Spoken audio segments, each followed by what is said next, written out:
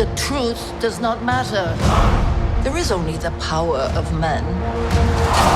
The first time the four of you sat down for a table reading, I know, Ben, you talked a little bit about the fact that Jodie really brought it. Actors don't always do that in a table reading. So sort of the first time you sat down together, Jodie. That wasn't even a table reading. That was just in dinner, coming over and Jodie's. I just can't help myself. I'm just acting She just loves all the to perform.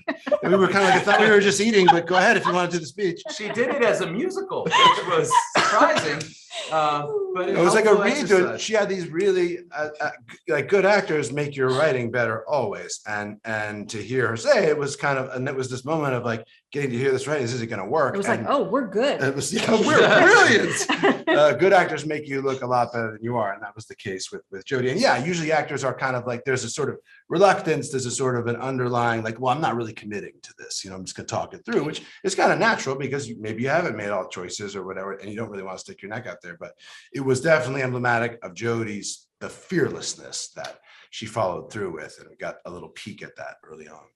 Jodie, what do you have to say? Is that a choice that you often make? Like, do you, as an actress, do you love to sort of like feel it out in that way? Because I know sometimes people like to hold it back until the day.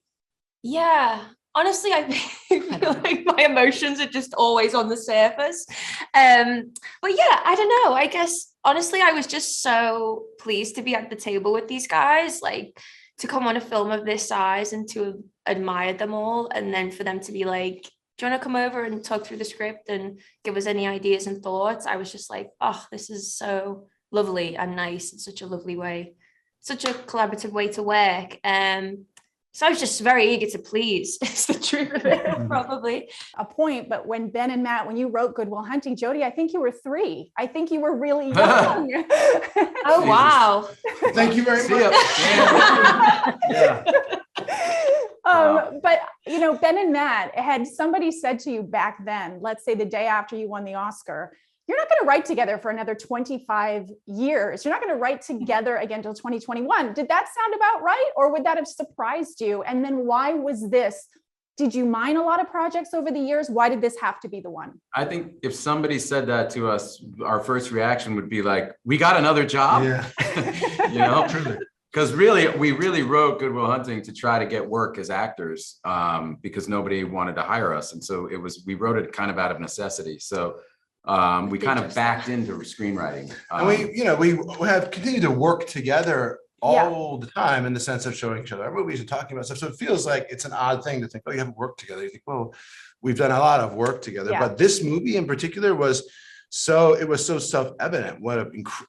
It's just the rarest thing in storytelling to come across this incredibly compelling true story about this phenomenal woman who did extraordinary things. That is the stuff of classic storytelling. So it doesn't take a genius to recognize this is an amazing story. And I think that's the only reason we got Nicole. Oh, yeah. Oh, that's the only way you would have gotten me. Oh, yeah. If the story wasn't good, I would have just written these guys off. But this was a project that I think came to you. I think somebody from your producing team sent it to you, and it took a while to get the rights to it. So Nicole, when you were brought in, I'm just wondering, because watching this film made me rethink history a lot, because we see history through the lens of males. Like, now I'm thinking about how stories have been told over the years, probably in our history books through the perspective of men. And I know there wasn't a lot for you to go on because there wasn't a lot written about her. I don't even know if there was a photograph of her anywhere. So how... Drawing. Right. Pre-photography. Yeah, No, there's a drawing. There was a painting of her, but then because of, obviously, with time, it faded and is no more, which I thought was really sad.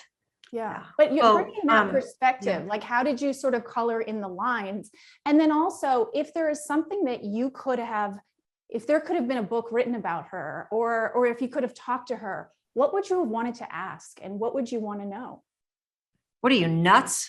It's probably what I would have said. And she would have said, yeah, I am. What would I don't know. I would tell her that I admire her bravery. And you asked us for the first question was, where did she put her rage? I always remembered that. Wow. That was your first question. Right. and I'm all those movies about men, in the past, I'm going to rewrite them all Are from a you? female perspective. I am, all of them. One by one. Because it's high time. But I did, excuse me, some research. I had a lot of help with research, made stuff up because I knew she was a young woman, and young women are people and have personalities and friends and are good at certain things. And I read about what she might have been good at, and I knew she spoke a lot of languages. She was very well educated. But ultimately traded as, in a land deal, and treated like property. Yeah. So, that was fun. Jodie, what would you have liked to have found out about her if you could have? It's quite overwhelming to think of having that opportunity. I would just hope that we've given her justice, like we've given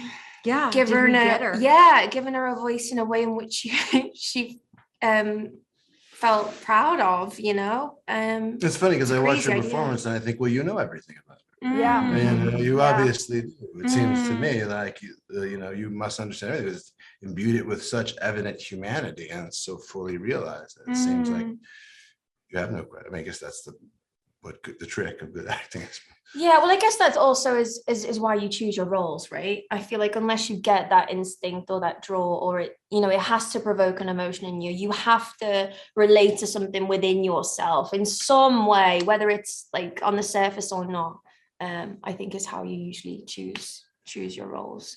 When I'm curious about the dynamic of filming it, did you shoot it in succession because this is obviously in 3 parts, or how did Ridley stage it? Like, was it, like for the bedroom scene, for example, did you sort of shoot it all together? And then how do you reconcile that as actors when you're making these different shifts? So the scene from the front door to the bedroom, we shot the hallway and up the stairs up to the bedroom door as one section, and then the bedroom was its own thing, and I think they were shot on separate days. Okay, so you had time to sort of make that shift. Yeah, but there were days that we would do different versions of, Right, because we were in the same location. It's not like we would return to a location, because it's a cost thing. So we'd shoot 3 different scenes in a day, and they'd be and we'd have to say to each other, okay, wait, we got to remember this is my version or this is your version, because you're playing really kind of 3 roles. You're playing how you see yourself in one version, and then you're playing how the other characters see you in their versions of the story. Right. And also Ridley uses so many cameras at the same time. So he shot those rape scenes in one take. Yeah. So watching it was like watching somebody getting raped. There was no cut and paste. There was no redo. Right. It was just from beginning to end. And Wow. it was incredibly moving and disturbing. I'm curious, Ben, did you ever consider playing a different role? Did you and Ben ever consider, as you were writing it, playing different roles? And why did you, he's a delicious character and you play him brilliantly. Why did you decide on playing him? I mean, 2 answers to that. One, yes, originally I had considered playing the degree part. Ridley had a certain window. I was filming a movie that was dangerously close to that on both sides. So schedule-wise, it was going to be tough. And also, when I looked at it, I thought, and it's interesting. It's kind of been reflected. It felt like the familiarity we have with actors now, from social media to, the access that we have, gives us a kind of intimacy with them where we bring all this baggage to it. And the idea was like, well, maybe we don't want this sort of, whatever the idea of the like Matt and Ben in our long association, or why he gets first billing in that association, which has always baffled me. Matt and Ben. It's just it would like be brought to like that's what people be thinking about rather than the movie. Whereas this character was also very fun, and I thought, but fun in a way that was like playing somebody, the effect in power, because I had noticed, and I didn't grow up knowing any powerful people at all. I didn't know what that was like. I didn't.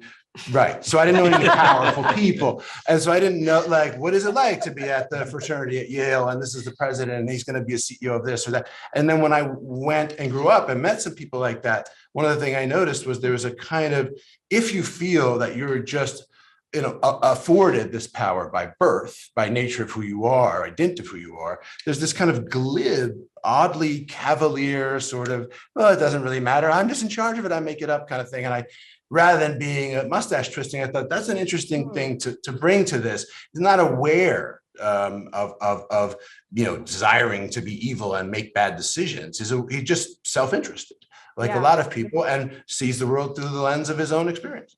But didn't you, I mean, wasn't there an original duel when Ben and Matt, you were kids, where Ben, you jumped in and saved Matt from a fight in the schoolyard? Wasn't there? That happened so often. I mean, over and over. It happened once with this dude named, well, I probably shouldn't say his name, but he was 6'6", and I Come was on, say his name. 5'2". No, the poor guy's probably some wonderful, nice guy. wonderful guy. And we were playing football in the snow, and I said something stupid to him. I totally provoked him, and he attacked me. And I remember being on the ground, and I just shelled up. I was like, "This is going to be bad." And little Ben Affleck, 5'1", just flying through the air and tackled this dude off. And then everybody jumped in and broke it up. But I was like, "Wow, this dude will put himself in a bad situation for me." Like, I got to keep this guy around. Second, Still. Not by me, never by me. I want to talk about the duel scene that, Ridley is obviously a masterful director at staging action. Maybe asking sort of each of you, Ben, as a director, what did you take from that experience with him? I think he said, which is crazy because he, directed Gladiator, that it was the toughest experience he's ever had. And then I think, Matt, he made you, he put you through your paces. He made you physically do it. No stunt doubles, nothing. What I would say is that's just entire technique. I mean, the only way I've learned to do any of this stuff is just by watching people better than me and stealing from them and copying them and admiring them. And in this case, I really came away impressed with his style of filming where, he gets so much more done. It all happens at once. It feels alive as an actor. There's a sense of urgency. We're all on camera. It's not like you're doing your close-up and the other actor's texting, and you don't know what they're seeing. It's brilliant. And it was really exciting. And so I would like to, borrow that whole way of doing things. And because it's just really, I think serves the story really, really well. And the duel, we just knew this is like something that he quite clearly is brilliant at. And so we sort of said, okay, look, this is what happens, make it great. But the duel itself, we had to change from what happened historically because it was very uncinematic. I mean, it progressed exactly as it does in the movie, from horseback to the ground, to axes, to swords, to daggers. That all happened, but we had this amazing stunt coordinator named Rob Inch and his team, and they choreographed this duel and beautifully. And while Adam and I did the duel, like the stunt guys were there. I mean, they basically walked us through, and it's just audiences are so smart now. It's really hard to get away with putting stunt people in. And so when the actors can do it, like it's the best for us to kind of do the choreography. But it's really, that's all down to Ridley and to Rob and to that stunt team for kind of building that duel. I think they did. And don't sell yourself short. Adam's a lot younger than you. He's a lot younger than me. I was way more tired.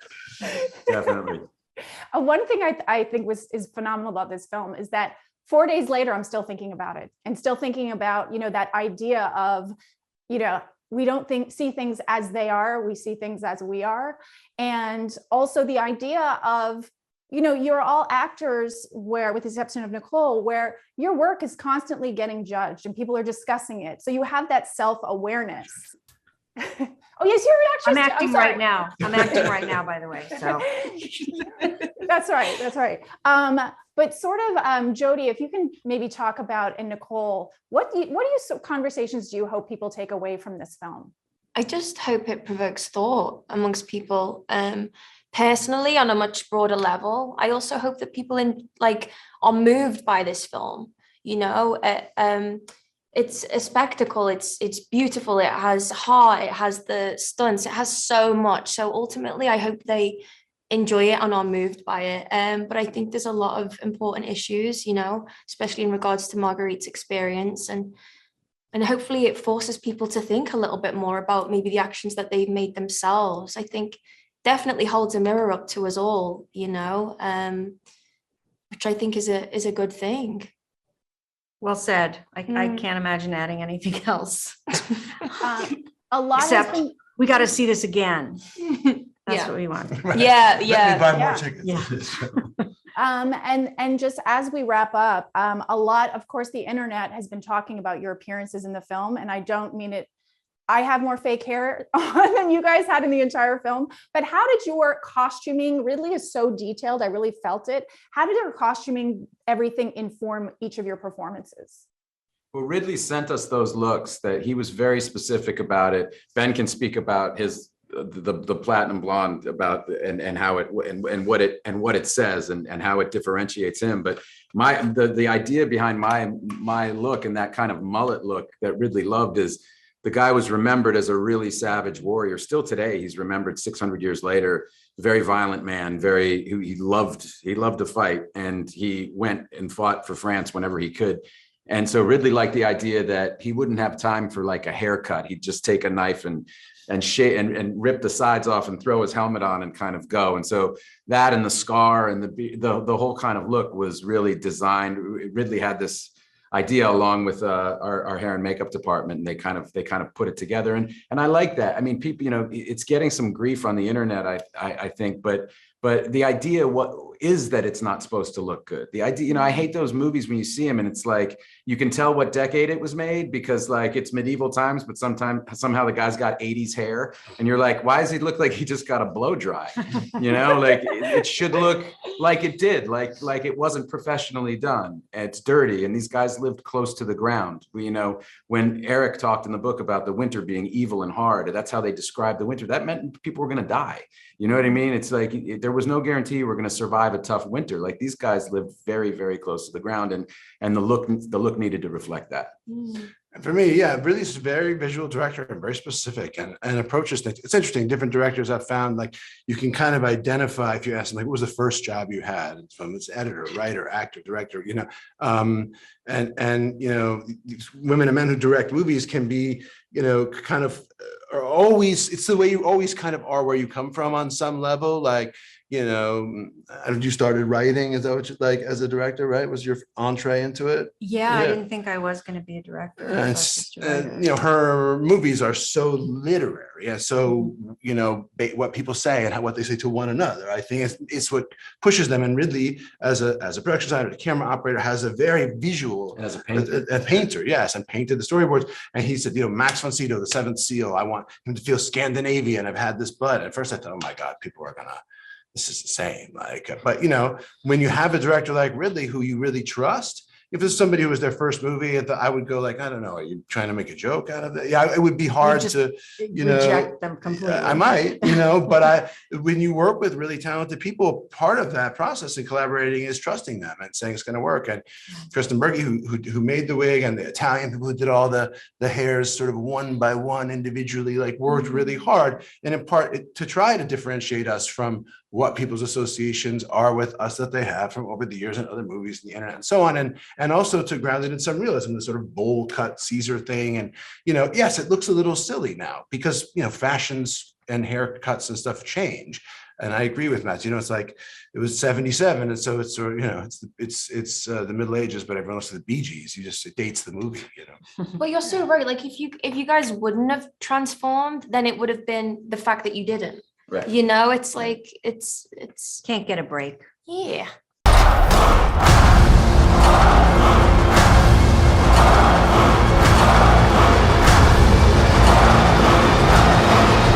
The penalty for bearing false witness is that you are to be burned alive. I will not be silent.